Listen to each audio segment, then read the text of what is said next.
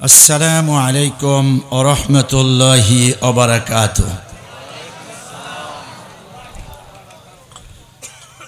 إن الحمد لله كله والصلاة والسلام على رسول الله الذي لا نبي بعده وعلى آله وصحبه أما بعد. قال الله تبارك وتعالى بشان حبيبه صلى الله عليه وسلم آمرا ومخبرا إن الله وملائكته يصلون على النبي يا أيها الذين آمنوا صلوا عليه وسلموا تسليما. اللهم صل على سيدنا مولانا محمد وعلى آل سيدنا रसूल करीम सल्लल्लाहु अलैहि वसल्लमेर दरूद पढ़ছি আমরা যার সুপারিশ ছাড়া ময়দানে মাহশারে নাজাতের কোনো আশা করা যায় না। সে নবীর দরুদ পড়তে কষ্ট আছে, ভয় ভীতি আছে, দুশ্চিন্তা আছে? তাহলে আবেগ ঝরা কণ্ঠে হৃদয়কে উজাড় করে জোরে সোরে আল্লাহুম্মা সাল্লি আলা মাওলানা মুহাম্মদ ওয়া আলা আলি সাইয়্যিদিনা। तुम तो राखो शान शौकत एक दिन मिट जाएगा, ये तुम्हारे नाज़ के दिल खाक में मिल जाएगा। अल्लाहुम्मा सल्ली अला मौलाना मुहम्मद وعلى آل سيدنا। توحيدك यमानत सीनों में है हमारा, मुमकिन नहीं मिटाना नामो निशान है हमारा। अल्लाहुम्मा सल्ली अला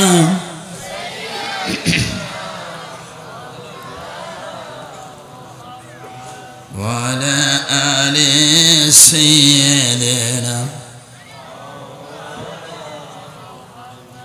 अल्लाहुम्मा आमीन। ऐ रब्बुल आलमीन मेहरबान अल्लाह, तमाम जहानेर मालिक अर्शे आज़ीमेर मालिक, আমরা তোমার পাপী তাপী গুনাহগার বান্দা বান্দি ইসলামতি ঐক্য পরিষদে উদ্যোগে আয়োজিত দ্বিতীয়তম তাফসীরুল কুরআন মাহফিলে মধ্য অধিবেশনে তোমার দরবারে হাত উঁচু করেছি।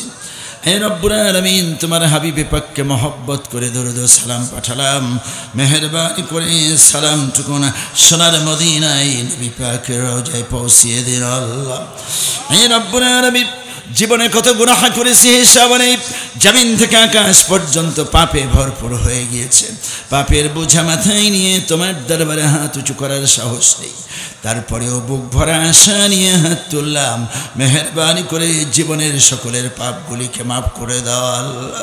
মাওলাই কারীম, আমরা যদি পাপী হয়ে যাই, ময়দানে মাহশারে যখন হাজির হব, মাথার কাছে যখন সূর্য চলে আসবে, সূর্যের তাপে মানুষের মাথাগুলো ঠাস ঠাস করে ফেটে যাবে, রগগুলো টাস টাস করে ছিঁড়ে যাবে, মগজগুলো টপ টপ করে বেয়ে পড়বে, পিপাসার যন্ত্রণায় মানুষ চেটে চেটে খাবে।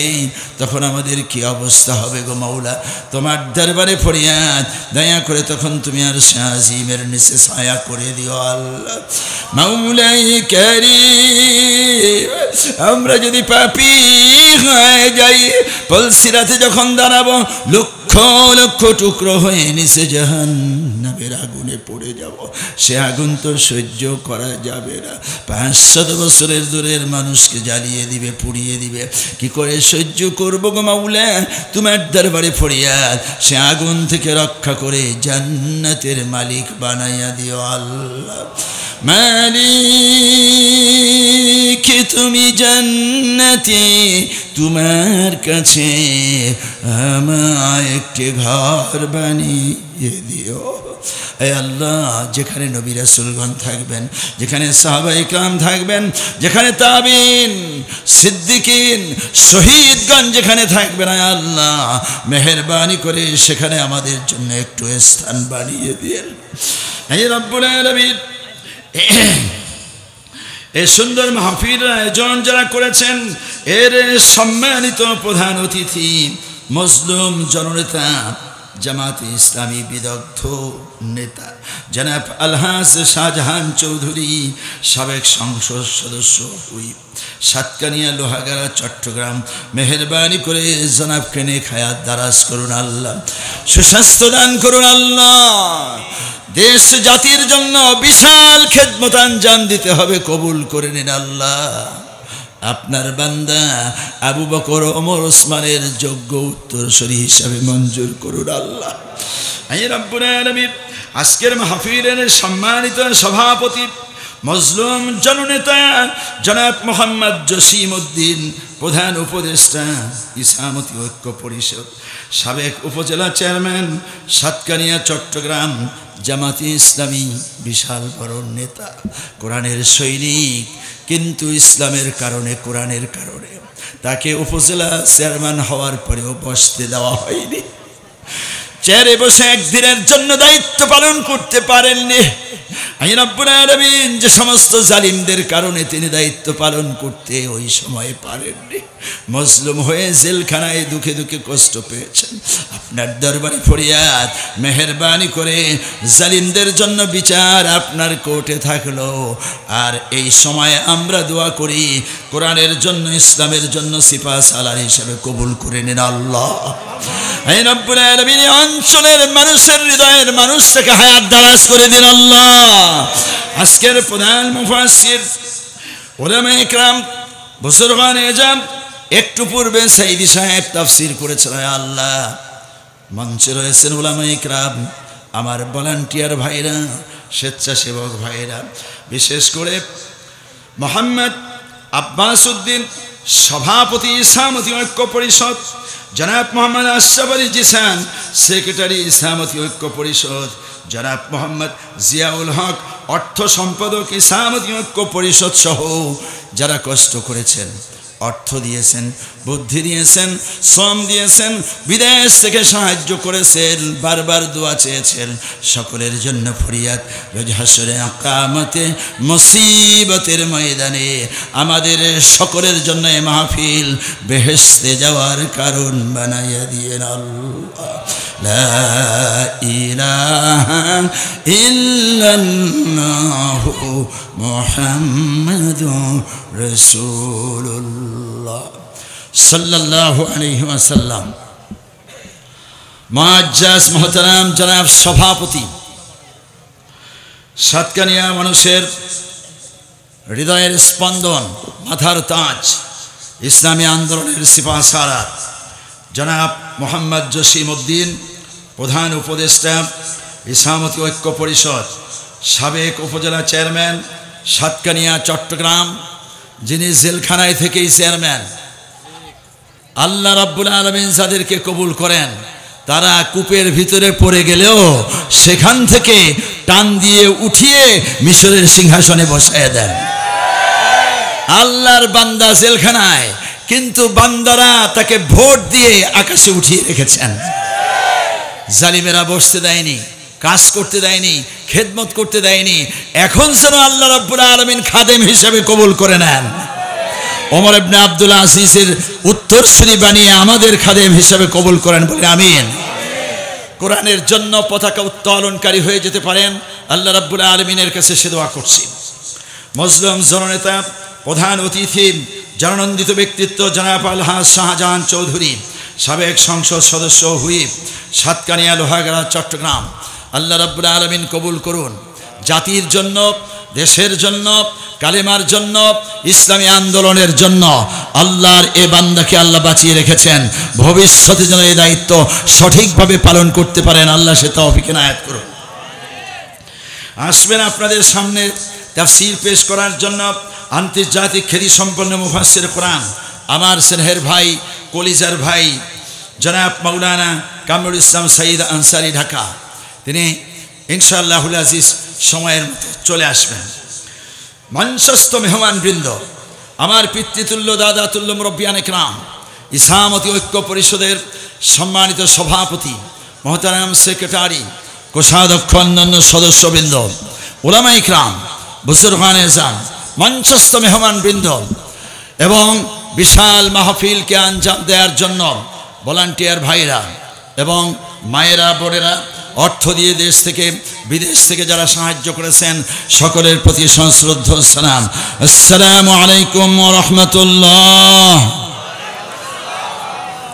রব্বুল আলামিনের দরবারে শানে আলিয়াতে শুকরগুজার হচ্ছি, যারা শেষ মেহেরবানিতে পৃথিবীর সকল ব্যস্ততা থেকে মুক্ত হয়ে কুরআনের ডাকে সাড়া দিয়ে বিশ্বনবী সাল্লাল্লাহু আলাইহি ইসলামের ভালোবাসায় দিয়ানা হয়ে কোরআনের এরাজ দরবারে আশার বসার তৌফিক দিলেন যে আল্লাহ, সে আল্লাহর দরবারে শির নত করে হৃদয়ের সবটুকুন ভালোবাসা উজাড় করে মহব্বতের সাথে বলি আলহামদুলিল্লাহ।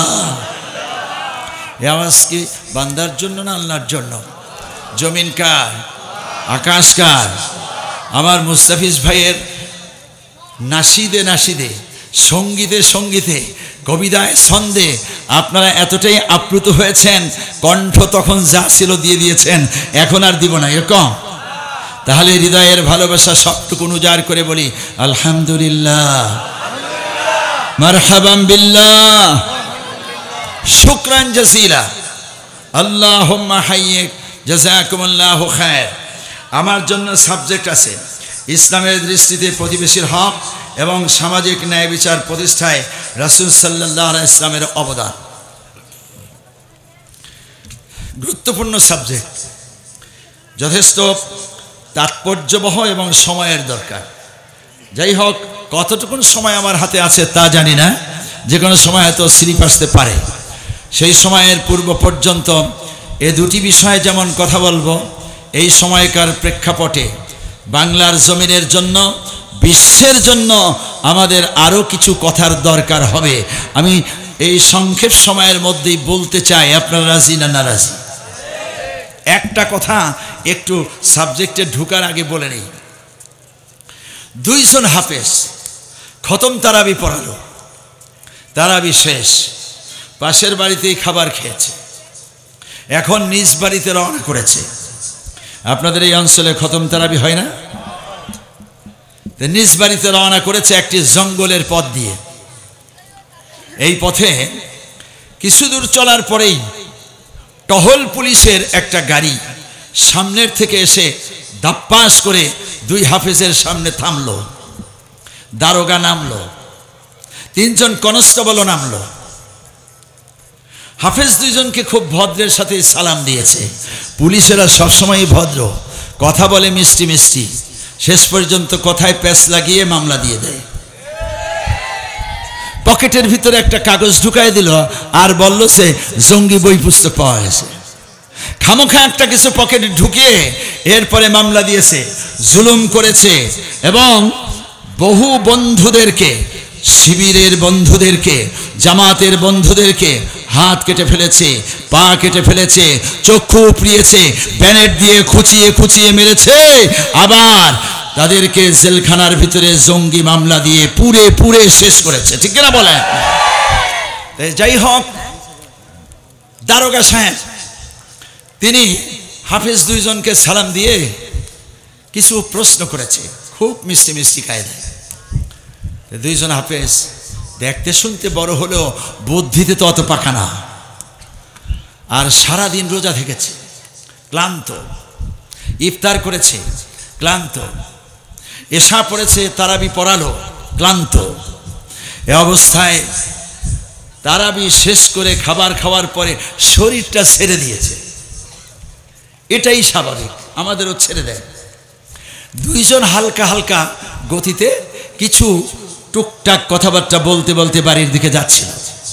এই সময় পুলিশ কায়দা করে সাইজ করে তাদেরকে পেয়ে বেশ কিছু মিষ্টি মিষ্টি প্রশ্ন করেছে, যাতে করে এই দুইজন প্যাচে পড়ে যায় আর এই দুইজনকে জঙ্গি বানানো যায়।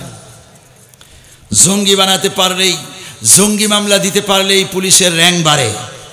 এক সময় বাংলাদেশটা এরকম ছিল যে বাংলাদেশে কথায় কথায় জঙ্গি, ফোরকানিয়া মাদ্রাসা জঙ্গি, নুরানি মাদ্রাসা জঙ্গি, কওমি মাদ্রাসা জঙ্গি, আলিয়া মাদ্রাসা জঙ্গি, জামা মানি জঙ্গি, টুপি মানি জঙ্গি, আর দাড়ি যদি একটু খোসা খোসা হয় তাহলেই হলো এরা জামাতে ইসলামী জঙ্গি। এমনটি মনে করে করে জঙ্গি যত্র তত্র ধরেছে। এরপরে হোলি আর্টিজেন, গুলশানে যখন হোলি আর্টিজেনের দুর্ঘটনা ঘটে গেল, বনানীর ওসি মারা গেল, তখন স্বরাষ্ট্রমন্ত্রী, সাবেক স্বরাষ্ট্রমন্ত্রী পলাতক আসাদুজ্জামান এই চোর, এই খুনি, এই সন্ত্রাসী একটা ভাষণে বলেছিল, এতদিন পর্যন্ত মনে করেছি হুজুর মানে জঙ্গি, মাদ্রাসা মানে জঙ্গি, আজ টের পাইলাম মাদ্রাসার থেকে ইউনিভার্সিটির ছেলেরা হলো বড় জঙ্গি। আবার সাবেক IGP, inspector general of police Shahidul Haque সাহেব বর্তমানে লাল দালানে খাচ্ছেন, অ্যারেস্ট হয়েছে, আপনারা জানেন না। এই শহীদুল হক সাহেবের সময় সবচেয়ে বেশি গুলি করা হয়েছে। তার মানে কোনো কথাই বলা যাবে না, মিছিল তো দূরের কথা, তিনজন একসাথে কথা বললে অ্যারেস্ট করেছে, আর ছোটখাটো মিছিল বাহির হইলেই সোজা গুলি করে সাফ করে দিয়েছে। সেই বেয়াদব এখন জেলখানায় আছে। তো যাই হোক, উনিও রাজশাহী সারদায় একটা ভাষণের ভিতরে বলেছিল, মনে করেছিলাম হুজুর মানে জঙ্গি, এখন দেখি ইউনিভার্সিটি মানে জঙ্গি। তো এরপরে অবশ্য হুজুরদের জঙ্গি খাওয়া একটু থেমেছিল। দুই হাফেজ, মনে আছে তো কথা, তাদেরকে কথার মারপ্যাচের ভিতরে ফেলে দারোগা বলল, হুজুর কিছু মনে কষ্ট নিয়েন না, গাড়িতে উঠুন। উঠালো গাড়িতে, নিয়ে গেল থানায়, ঢুকালো গারদে, মারলো তালা, চলে গেল ওসির রুমে, বলল স্যার জঙ্গি দুইজন পাইছি, কত মামলা দাও। যখনই বলছে মামলা দাও, এই শব্দটা ওই দুই হাফেজের কানে যে বাড়ি খেয়েছে। দুইজনেই চিন্তায় পড়ে গেল, সর্বনাশ, কিসের খতম তারাবি, জঙ্গি মামলায় তো শেষ করে দিবে, জীবনই তো থাকবে না। দুইজনেই চিন্তায় পড়েছে। তবে চিন্তার মধ্যেও, জোশের মধ্যে যেমন হুঁশ রাখতে হয়, বিপদের মধ্যেও সাহস রাখতে হয়, বুদ্ধি দিয়ে কাজ করতে হয়। এক হাফেজের বুদ্ধি ভালোই ছিল, সে বলছে, শোনো বন্ধু, বিপদে তো পড়ে গেছি, আমাদের উপরে আরো প্রশ্ন হবে, সেই সময় তুমি যা বলবা একটাই বলবা, আর আমি যা বলবো একটাই বলবো। কথা কয়টা? তোমারও একটা, আমারও একটা। এই কথা থেকে নড়া যাবে না, কারণ আমরা অতীতে যা বলেছি সেটার মধ্যে কিছু এলোমেলো হয়ে গিয়েছিল, এই জন্য বিপদ। কয় বন্ধু কি বলবো? বলছে যে কোরআনে কারিমে সূরা নূরের 35 নম্বর আয়াতের মধ্যে আছে, যেখানে আল্লাহু নূরুস সামাওয়াতি ওয়াল আরদি মাসালু নূরিহি, এখানে সামনে যে আছে দুররিয়্যুকাদ, যারা জানেন তারা জানেন, দুররিয়্যুকাদ এটা আল্লাহ পাকের বৈশিষ্ট্য বর্ণনা করতে যে আল্লাহ নিজেই বলেছেন। তো ওরা যেহেতু হাফেজ, কোরআনের এই শব্দটা ওই বন্ধুকে শিখাই দিল, তোমাকে যদি কিছু জিজ্ঞেস করে তুমি বলবা দুররিয়্যুকাদ। যদি আবার জিজ্ঞেস করে আরো শক্ত করে বলবা দুররিয়্যুকাদ। আবারও যদি জিজ্ঞেস করে আরো শক্ত করবা দুররিয়্যুকাদ। তোমাকে যদি প্রশ্ন করে, বলে যে আমিও এই সূরার 39 নম্বর আয়াতে আছে লুজ্জিয়্যাগশাহু, এটা সাগরের তাফসীর। আমি বলবো সেই কথা, যত প্রশ্ন করবে ওই এক কথার উপরে খালি জোর দিতে থাকবো। আচ্ছা ঠিক আছে। এর মধ্যে দারোগা মুন্সি ঠিক করে, মানে লেখো, ওরে বলছে কাগজ কলম নিয়ে ওসির রুমে যাও। গেল, এবার উনি চাবি নিয়ে দুই হাফেজের সামনে যে তালা খুলেছে, দুইজনকে নিয়ে এসেছে ওসির রুমে। সামনে দুই হাফেজ, ডান পাশে দারোগা, বাম পাশে মুন্সি, এখানে ওসি। এবার দারোগা প্রশ্ন করছে, এই তোমার নাম কি? বলছে দুর্রিয়ুখাদু। কি বললা? এমন নাম তো ইংরেজিতেও শুনি নাই, বাংলায়ও শুনি নাই, উর্দু ফার্সিতে আছে বলে আমাদের জানা নাই। ঠিকঠাক করে বলো তো। বলছে দুর্রিয়ুখাদু।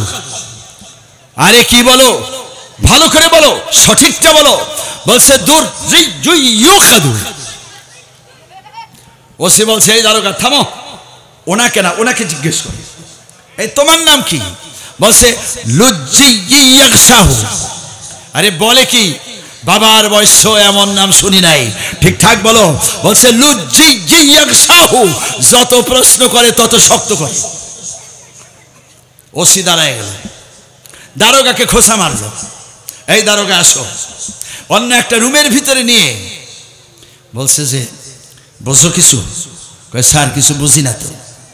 এই জন্য তো দারোগা রয়েছে, ওসি হতে পারো নাই। যদি বুঝতা তাহলে ওসি হয়ে যেতা। কোত্থেকে আনছো? কমক জঙ্গল থেকে। নামের ঠেলায় কিছুই বোঝো নাই। এই নাম কি কোনোদিন মানুষের নাম হয়? এরা দুইজন তো জিন, জিন ধরে আনছো, জঙ্গি মামলা দিবা, থানা যে উড়াই দেয় নাই। অনেক ভালো, তাড়াতাড়ি মাফ চাও, জায়গায় পৌঁছাও। সাথে সাথেই ও দারোগা কাচুমাচু হয়ে গেছে, ভয় পেয়ে গেছে। এসেই বলছে, হুজুর হুজুর হুজুর হুজুর আসেন আসেন আসেন আসেন, বুঝতে পারি নাই যে আপনারা জিন,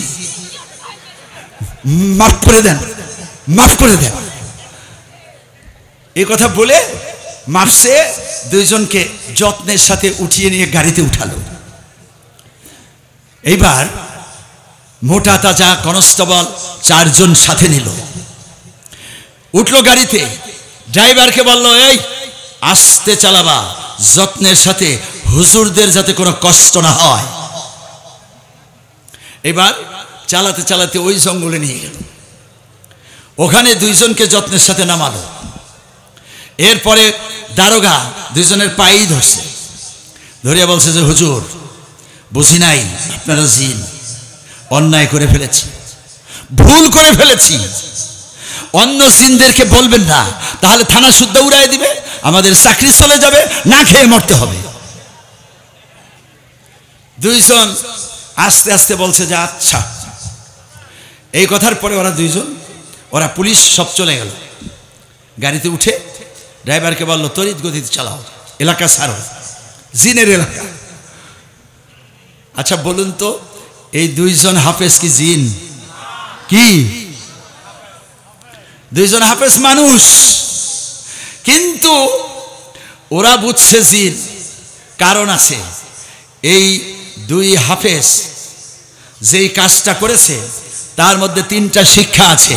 আমি গল্পের জন্য বলি নাই, দেখুন এখানে কি শিক্ষা। 1 নাম্বার হলো যে জোশের সাথে হুঁশ রাখতে হবে, চলাফেরার মধ্যে বুদ্ধি রাখতে হবে। আমাদের বিরুদ্ধে ষড়যন্ত্র আছে, বিজয় হয়েছে, এই বিজয়ের উল্লাসে মাতলে চলবে না। বুদ্ধিমত্তার সাথে নিজেকে ঠিক রাখতে হবে, সমাজকে ঠিক রাখতে হবে, দেশকে ঠিক রাখতে হবে। ওরা দুইজন যেমন বুদ্ধিকে কাজে লাগিয়েছে আর থানা শুদ্ধা ভয় পেয়েছে, আমরাও যদি বুদ্ধিকে কাজে লাগাই তাহলে আমাদের আশেপাশের শত্রুরা অবশ্যই ভয় পাবে আর বিজয়টা আল্লাহ দান করবেন। 2 নাম্বার হলো, 2 হাফেজ শব্দ বলছে কয়টা? 2টা শব্দ বলছে। এই 2টা শব্দ কোথা থেকে এনেছে? 2 হাফেজ 2 শব্দ কোথা থেকে এনেছে? কোরআন থেকে এনেছে। সূরা আন-নূর আপনারা খুলবেন, 35 এবং 39 নম্বর আয়াতের ভিতরে 2 শব্দ আছে। 2 হাফেজ 2টি শব্দ কোরআন থেকে নির্বাচিত করে এই 2টি শব্দকে শক্ত করে ধরেছে, 2 শব্দের উপরে আমল করেছে, 2 শব্দের উপরে অটল থেকেছে।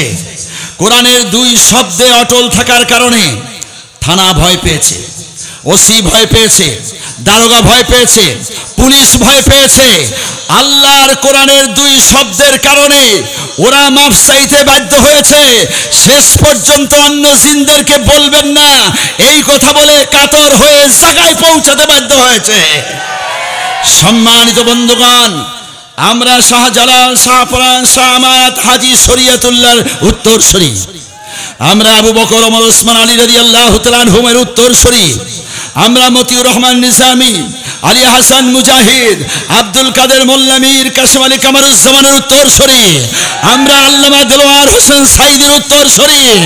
আল্লামা দেলোয়ার হোসেন সাঈদী নিজে বলেছেন, আমি কোরআনের ছাত্র। আমরা কোরআনের ছাত্র হয়ে বলতে চাই, দুই হাফেজ দুই শব্দে আমল করার কারণে বিজয় এসেছে। যেমন আমরা কোরআনে আমল করলে বিজয় আসবে, তেমন ভারত অথবা আমেরিকার বাবাও ঠেকাতে পারবে না। 3 নাম্বার শিক্ষা হলো,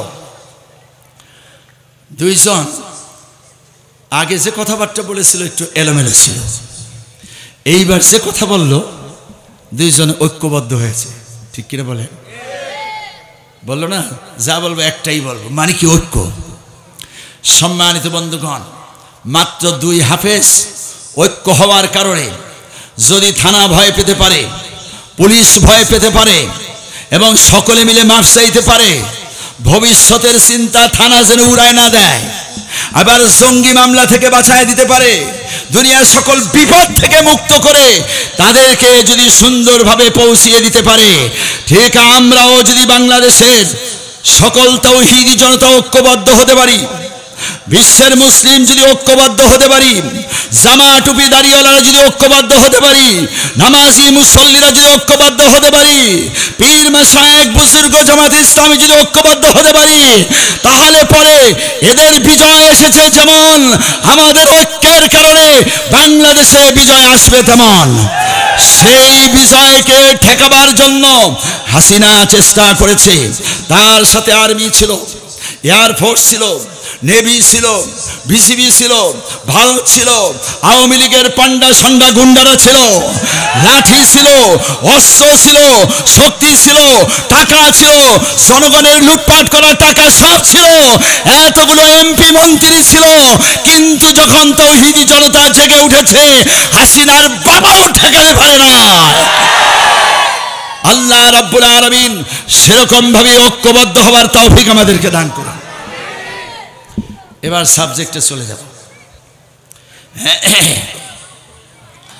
আমার বন্ধুগণ, আল্লাহ রাব্বুল আলামিন এই সাবজেক্টের উপরে কথা বলেছেন সূরাতুন নিসার 36 নম্বর আয়াত। বিসমিল্লাহির রহমানির রহিম ওয়া বিযিল কুরবা ওয়াল ইয়াতামা ওয়াল মাসাকিন والجار ذي القربى والجار الجنوب والصاحب بالجنب।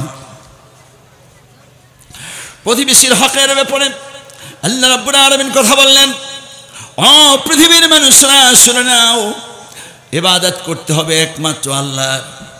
এরপরে এই পৃথিবীতে সবচাইতে বেশি শ্রদ্ধা এবং সম্মান পাওয়ার যোগ্য হলেন কে?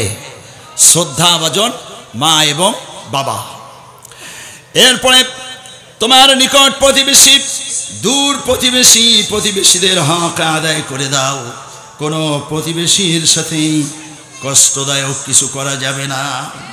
এ লক্ষ্যে রাসূল করিম সাল্লাল্লাহু আলাইহি ওয়াসাল্লাম বারবার কথা বলেছেন।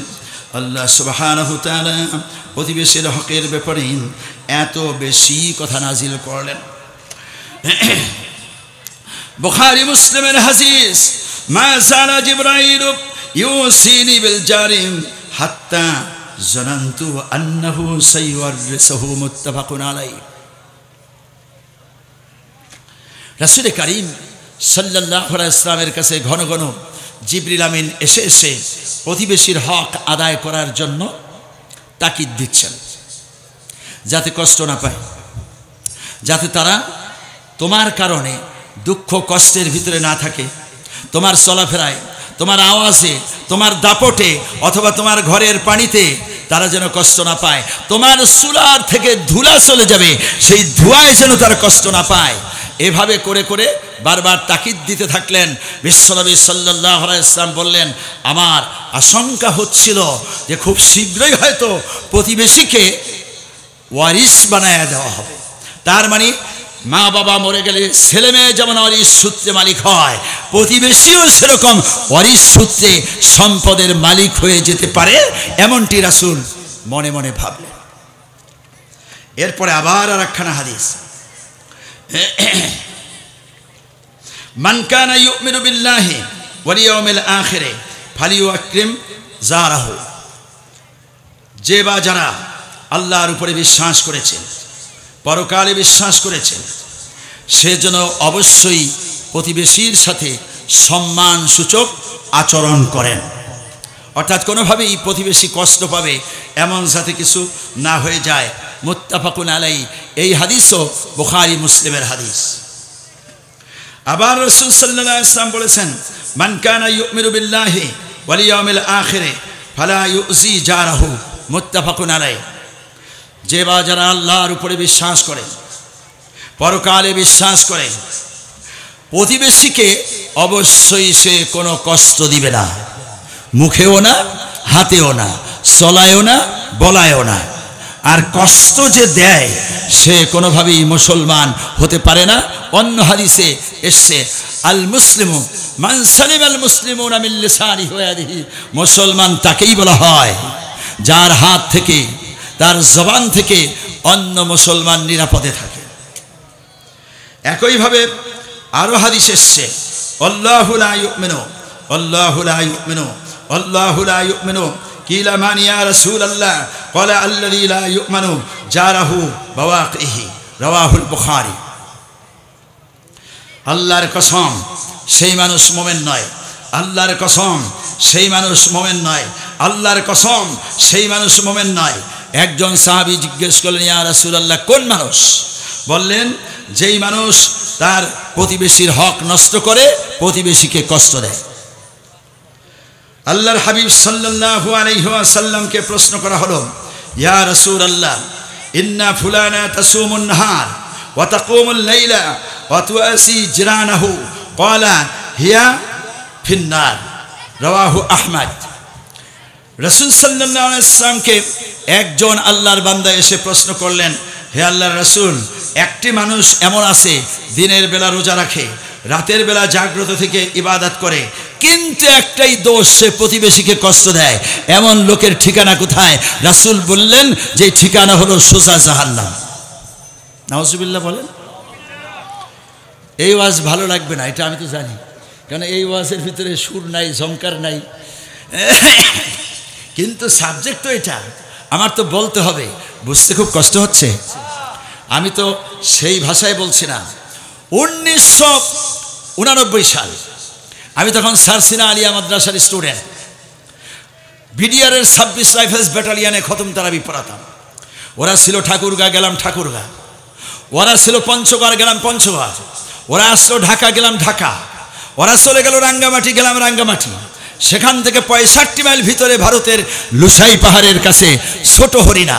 আমাকে সিও সাহেব দাওয়াত করলেন যে হুজুর, কষ্ট হলেও একটু পাহাড়ে আসেন, রমজান মাসে আপনি একটু তাফসিরও শোনায় যান, ইমামতি করে যান। গেলাম বহু কষ্টে।